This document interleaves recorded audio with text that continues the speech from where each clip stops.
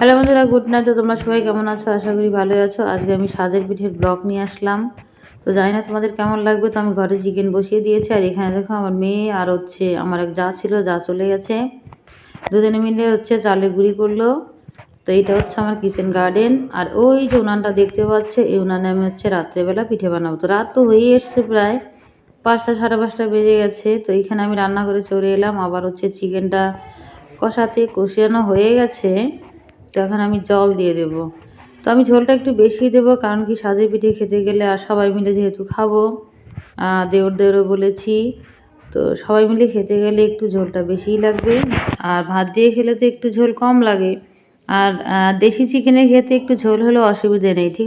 তো আমার চিকেনটা হয়ে এসছে প্রায়। আমি এখানে গরম মশলা ধনেপাতা দিয়েই নামিয়ে দেব।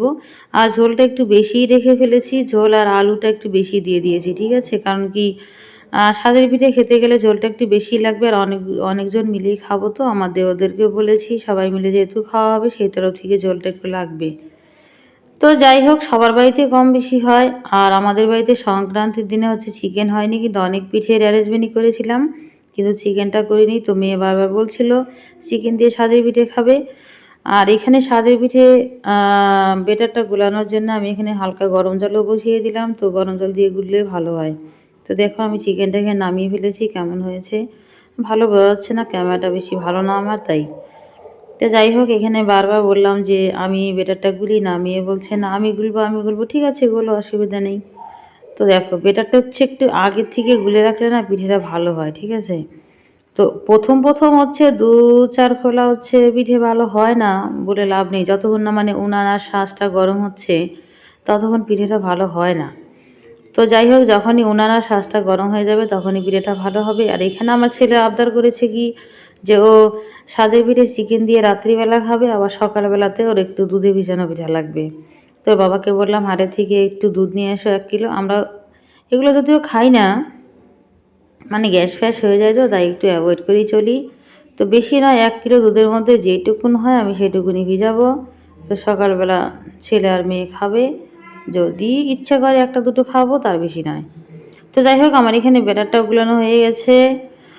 আর এখানে আমি ঘরের মধ্যে রস করে রেখে আসলাম সাজের পিঠে ভিজাবো বলে। তো এখানে একটু চিকেন নিয়ে আসলো আমার মেয়ে, কারণ কি ওর মাস্টারমশাই পড়ানো হয়ে গেছে, 2টো বানিয়ে দেবো। তো দেখো এখানে আমি বসিয়ে দিলাম অলরেডি। তো কেমন হয় দেখা যাক। এখানে আমার শাশুড়ি মা বসে আছে। একা একা ভয় পাচ্ছিলাম, তো কারণ বাইরেটা ভীষণ অন্ধকার, যেহেতু আমি রান্নাঘরে বাইরে চলে গেছি। তো খারাপ হয়নি, এখনও তো সাজটা সেরকম গরম হয়নি, সে তরফ থেকে খারাপ হয়নি, ঠিক আছে। তো দেখো আমার সাজের মধ্যে একবারে 1টা না 2টো না 7-8টে পিঠে হয়। উনানটা একটু বড় হলে ভালো হতো।